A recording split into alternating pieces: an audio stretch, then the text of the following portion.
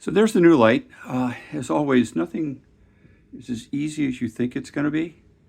There was no outlet box up there, so I had to go do some workarounds in order to get all the wire up in there and to get it all connected.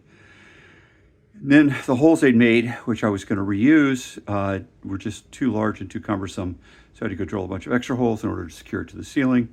But it's up, and that's all that matters. And it's a nice light, much brighter than its predecessor. I think it actually shows the room up pretty nicely. So that was one of my two projects for the day. The other one was to try to fix the one sticky drawer that I have for all the drawers I installed in the shop. And that did not turn out the way I'd anticipated.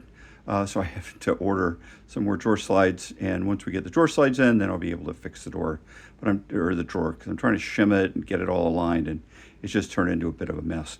But we can declare victory with this. And with that, we're going to call it a day and go make dinner for Sheba.